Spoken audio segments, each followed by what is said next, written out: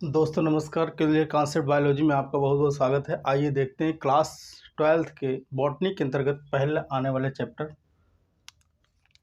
पुष्पी पादपों में लैंगिक जनन, sexual reproduction in flowering plants. इसके अंतर्गत आता है एक आवृतबीजी पादप का जीवन इतिहास।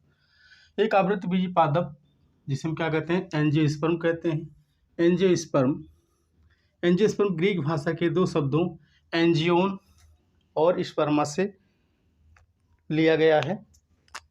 एंजियोन मीन्स होता है ढका हुआ और स्पर्म मीन्स क्या होता है, सीड, ढका हुआ सीड अर्थात बंद बीज। इस प्रकार के पौधों में जो बीज होता है अंडाशय के अंदर बंद होता है या फल भित्तियों के अंदर बंद होता है या फल भित्तियों में धंसा होता है। देखें कि आवृतबीजी पादप में बीज कैसे फल में बंद होते हैं। तो इसको समझने के लिए देखते हैं। एक आवृतबीजी पादप का जो सबसे आंतरिक भाग है, एक आवृतबीजी पादप का जो सबसे आंतरिक भाग है जिसे जायांग कहते हैं, इसकी इकाई क्या अंडप है। अंडप 3 भागों से मिलकर बना होता है, स्टिग्मा और ओवरी। बीच में क्या पाया जाएगा, ओवरी को स्टिग्मा को क्या बोलते हैं, वर्तिकाग्र। स्टिग्मा को वर्तिकाग्र और ओवरी को अंडाशय बोलते हैं। ओवरी को अंडाशय बोलते हैं। दोनों के मध्य जो ट्यूब लाइक स्ट्रक्चर पाई जाती है इसे बोलते हैं स्टाइल अर्थात वर्तिका। इसे क्या बोलते हैं, स्टाइल अर्थात वर्तिका। ठीक है। ये और अंडाशय में एक या अधिक ओव्यूल पाए जाते हैं, बीजांड पाए जाते हैं। तो हम देखें, ये अंडाशय के अंदर जो ओव्यूल पाया जाता है ये पाया जाता है ये, और इसके बीजांड द्वार पर अंडकोशिका और सहायक कोशिकाएं, और इसके जस्ट विपरीत क्या होती है, एंटीपोडल सेल होती है। मध्य में होते द्वितीयक केंद्रक। जब कोई प्राकरण वर्तिकाग्र पे आता है, तो वर्तिकाग्र पर पहुंचने के बाद प्राकरण से क्या बनती है, हालांकि प्राकरण से प्रागनलिका निर्माण पहले शुरू हो जाता है। ये प्रागनलिका क्या होती है, प्राकरण से प्रागनलिका निकलती है और ये वर्तिका से होती हुई अंडाशय में उपस्थित बीजांड में प्रवेश करती है, अर्थात बीजांड के भ्रूण कोश में प्रवेश करती है। भ्रूण कोश में प्रवेश करने के बाद प्राकरण के केंद्रक से बने दोनों नरयुग्मक भ्रूण कोश में स्वतंत्र हो जाते हैं। यहाँ हम एक भ्रूण कोश की संरचना बना रहे हैं। मान लीजिए यहाँ पे थोड़ा विस्तृत बना दें इसको। ये बीजांड है ये, और ये क्या है, भ्रूण कोश। ये बीजांड है, क्या है, भ्रूण कोश है। इसको ऐसे कर लें, ये बीजांड है, क्या है, भ्रूण कोश है ये। ठीक है। भ्रूण कोश में क्या पाया जाता है, जो बीजांड द्वार की ओर क्या पाया जाती है, अंडकोशिका। इसके बगल बगल सहायक कोशिकाएं होती हैं, इसके अपोजिट प्रतिमुख कोशिकाएं होती हैं, मध्य में द्वितीयक केंद्रक होता है। जो एक सेल है, जो अंडकोशिका है, एक सेल किसकी तरह कार्य करती है, मादा युग्मक की तरह कार्य करती है। और ये क्या होता है, द्वितीयक केंद्रक होता है। द्वितीयक केंद्रक, सेकेंडरी न्यूक्लियस, द्वितीयक केंद्रक होता है। जब प्रागनलिका भ्रूण कोश में प्रवेश करती है तो प्रागनलिका क्या होती है, फट जाती है, जिससे पहला नरयुग्मक अंडकोशिका से मिलता है, जिसे मादा युग्मक कहते हैं। पहला नरयुग्मक किससे मिलेगा, अंडकोशिका से, एग सेल से मिलेगा। फर्स्ट मेल गैमीट किससे मिलेगा, मादा युग्मक अंडकोशिका से। अंडकोशिका को क्या बोलते हैं, अंडकोशिका से क्या मिलेगा, अंडकोशिका किसकी तरह कार्य करती है, मादा युग्मक की तरह। और इससे कौन सा मिलता है, प्रथम नरयुग्मक। अंडकोशिका से प्रथम नरयुग्मक मिलता है। फर्स्ट मेल गैमीट मिलता है, जिससे किसका निर्माण होता है, जाइगोट का, युग्मनज का निर्माण होता है। जाइगोट का निर्माण होता है, जो बाद में जाके जाइगोट क्या करता है, भ्रूण का निर्माण करता है। और दूसरा जो नरयुग्मक होता है वो किससे मिलता है, द्वितीयक केंद्रक से। दूसरा नरयुग्मक किससे मिलेगा, द्वितीयक केंद्रक से मिलेगा, द्वितीय दूसरा नरयुग्मक द्वितीयक केंद्रक से मिलेगा, द्वितीयक नरयुग्मक द्वितीयक केंद्रक से, सेकेंडरी न्यूक्लियस से सेकेंड मेल गैमीट मिलेगा, जिससे क्या बनेगा, भ्रूणपोष। क्या बनेगा, भ्रूणपोष। ये कैसा होता है, त्रिगुणित होता है। भ्रूणपोष क्या होता है, त्रिगुणित होता है। अब जायगोट से, युग्मनज से क्या बनता है, भ्रूण का निर्माण होता है, और भ्रूण के निर्माण में पोषण प्रदान करने का काम कौन करता है, भ्रूणपोष करता है। क्या करता है, भ्रूणपोष करता है। इस प्रकार देखते हैं, जब निषेचन क्रिया संपन्न हो जाती है तो अंडाशय की कार्यकी में, जो ओवरी है, इसकी कार्यकी में क्या होता है, परिवर्तन हो जाता है, जिससे अंडाशय की भित्ति फूलती हुई चली जाती है, स्वैलन होती चली जाती है। अंडाशय की भित्ति क्या होती है, फूलती हुई चली जाती है, और अंडाशय की भित्ति क्या बनाती है, फल भित्ति बनाती है। अंडाशय की भित्ति क्या बनाएगी, फल भित्ति बनाएगी। और अंडाशय के अंदर उपस्थित जो बीजांड है, अंडाशय के अंदर जो उपस्थित बीजांड है, किस में चेंज हो जाएगा, बीज में चेंज हो जाएगा। यानी कि ओव्यूल जो है किस में चेंज हो जाएगा, ओव्यूल बीजांड किस में चेंज हो जाएगा, बीज में चेंज हो जाएगा। यहाँ पे फिर से देख लें, देखें, निषेचन क्रिया के पश्चात किसमें परिवर्तन होता है, निषेचन क्रिया के पश्चात जो बीजांड में परिवर्तन होता है, निषेचन क्रिया के पश्चात जो बीजांड में परिवर्तन होता है। देखिए यहाँ पे, ये मान लीजिए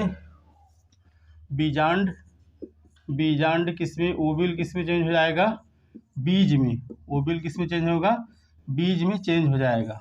और इस प्रकार से बीज किसमें बंद हो जाता है, फल में बंद हो जाता है, फल भित्तियों में बंद हो जाता है। अतः हम कह सकते हैं कि आवृत्तबीजी पादप ऐसे पादप होते हैं जिनके बीज क्या होते हैं, फल भित्तियों में बंद होते हैं या फल भित्तियों में धसे होते हैं। आवृत्त मीन्स क्या होता है, घेरा होता है। आवृत्त मीन्स क्या होता है, घेरा होता है। आवृत्त मीन्स क्या होता है, घेरा होता है। ठीक है, अब आइए देखते हैं कि एक आवृत्तबीजी पादप जो होता है, पुष्पीय पादप होता है। एक आवृत्तबीजी पादप क्या होता है, एक पुष्पीय पादप होता है। एक आवृत्तबीजी पादप क्या होता है, पुष्पीय पादप होता है। एक पुष्प में निम्नलिखित 4 भाग पाए जाते हैं। देखें, मान लीजिए यहाँ हम एक फ्लावर की संरचना बनाएं, ये एक फ्लावर की संरचना हमने बनाया, तो इसमें क्या पाए जाएंगे, बहुत सारे बीजांड पाए जाएंगे। इस तरीके से देखें, ये बहुत सारे बीजांड क्या होंगे, पाए जाएंगे। ये ठीक है, बहुत सारे क्या होते हैं, बीजांड पाए जाते हैं। फिर ये क्या होता है, पुष्प का जो सबसे निचला वाला भाग है, जिसे क्या बोलते हैं, पुष्पवृंत बोलते हैं। क्या बोलते हैं, पुष्पवृंत ऊपर जाके क्या होता है, थोड़ा इस तरह से डोम लाइक स्ट्रक्चर हो जाता है। जिसे क्या बोलते हैं, थैलमस। जिसे क्या बोलते हैं, थैलमस पुष्पासन। जिसे क्या बोलते हैं, थैलमस पुष्पासन। और इसके नीचे क्या होता है, पेडिसेल होता है। पेडिसेल जिसे क्या बोलते हैं, पुष्पवृंत। पेडिसेल होता है जिसे क्या बोलते हैं, पुष्पवृंत बोलते हैं। ठीक है, पुष्पासन क्या होता है, कंडेंस्ड होता है, इसमें नोड पाए जाते हैं और काफ़ी क्या होते हैं, संघनित होते हैं। जो पुष्पासन का पहला नोड है, इसे क्या निकलती है, कैलिक्स निकलती है। क्या निकलती है, कैलिक्स निकलती है। पुष्पासन का पहला जो नोड है, संधि है, इससे क्या निकलता है, कैलिक्स निकलती है, बाह्यदल पुंज निकलता है। ठीक है, उसके बाद जो पुष्पासन के दूसरे नोड से क्या निकलता है, कोरोला निकलता है। ये पुष्प का जो सबसे आकर्षक भाग है, कोरोला निकलता है। पुष्प का सबसे आकर्षक भाग जो है क्या कहते हैं, कोरोला कहते हैं। ये पुष्प का दूसरा चक्र है। और पुष्प का जो तीसरा चक्र है, जिसे क्या बोलते हैं, एंडोसियम बोलते हैं। ये पुंकेसरों का समूह है। पुष्प का जो तीसरा चक्र है, इसे क्या बोलते हैं, एंडोसियम बोलते हैं। ये पुंकेसरों का क्या है, समूह है। यहाँ आ जाएगा एंडोसियम। ये एंडोसियम हो गया। सभी आकर कहाँ लगेंगे, पुष्पासन से लगते हैं। सभी आके कहाँ लगते हैं, पुष्पासन से। और पुष्प का जो सबसे आंतरिक भाग है, उसे क्या बोलते हैं, जायांग बोलते हैं, या एक या अधिक अंडकों से मिलकर बना होता है। ठीक है, इस तरह से देखते हैं, जो पुष्प का पहला चक्र है, इसे क्या बोलते हैं, कैलिक्स, बाह्यदल पुंज। पुष्प का जो दूसरा चक्र है, उसे क्या बोलते हैं, कोरोला, दल पुंज। और पुष्प का जो तीसरा चक्र है, जिसे क्या बोलते हैं, एंड्रोसियम। जिसे एंड्रोसियम बोलते हैं, पुमंग बोलते हैं। और पुष्प का जो अंतिम भाग है इसे क्या बोलते हैं? गायनोसियम। क्या बोलते हैं? इसे गायनोसियम बोलते हैं। इसे गायनोसियम बोलते हैं। इसे गायनोसियम बोलते हैं। ठीक है। तो इस प्रकार से देखें, एक जो आवृतबीजी पादप है, एक ऐसा पादप है, पुष्पीय पादप है। और एक पुष्पीय पादप में दो प्रकार के चक्र पाए जाते हैं। पहला क्या है? सहायक चक्र। दूसरा क्या है? जनन चक्र। तो सहायक चक्र में देखें कौन कौन से आएगा। सहायक चक्र में कौन कौन सा आएगा? सहायक चक्र में आपके आ जाएंगे कैलिक्स और कोरोला। सहायक चक्र में क्या आ जाएंगे? कैलिक्स और कोरोला। देखें एसेसरी हॉर्स जो है, एसेसरी हॉर्स जो सहायक चक्र है, एसेसरी हॉर्स, ये सहायक चक्र जो है, सहायक चक्र में एसेसरी हॉर्स, ये ACCESORI एसेसरी हॉर्स सहायक चक्र। सहायक चक्र में क्या आ जाएगा? कैलिक्स और दूसरा क्या हो गया? कोरोला। कोरोला। ठीक है। जनन चक्र में क्या आ जाएंगे? रिप्रोडक्टिव हॉर्स में क्या आ जाएंगे? जनन चक्र में रिप्रोडक्टिव हॉर्स, जनन चक्र। रिप्रोडक्टिव हॉर्स मीन्स क्या होगा? जनन चक्र। जनन चक्र में आ जाएगा आपका, जनन चक्र में एंड्रोसियम, एंड्रोसियम, एंड्रोसियम और क्या आ जाएगा? गायनोसियम। जनन चक्र में एंड्रोसियम और गायनोसियम आ जाएगा, यानी कि पुमंग और जायांग आ जाएंगे। क्योंकि ये निषेचन क्रिया में क्या होते हैं? पार्टिसिपेट करते हैं, इसलिए क्या बोलते हैं? इन्हें जनन चक्र बोलते हैं। इसलिए इन्हें जनन चक्र बोलते हैं। आइए देखते हैं अगला इसका टॉपिक इसी में से है, और भी है। देखें जो इसका पहला चक्र है, जो इसका पहला चक्र है, इसे क्या बोलते हैं? पहले चक्र को क्या बोलते हैं? पहले चक्र को कैलिक्स, CALYX, कैलिक्स मीन्स बाह्य दलपुंज। बाह्य दलपुंज, कैलिक्स मीन्स क्या होता है? बाह्य दलपुंज। ये किससे मिलकर बना होता है? ये ग्रुप ऑफ सेपल, बाह्य दलों का क्या है? समूह है। बाह्य दलों का क्या है? समूह है। इसकी यूनिट क्या है? इसकी यूनिट क्या है? बाह्य दल है। इसकी यूनिट क्या है? बाह्य दल है। यानी क्या है? बाह्य दलों का समूह। बाह्य दलों का समूह है। इसकी इकाई क्या है?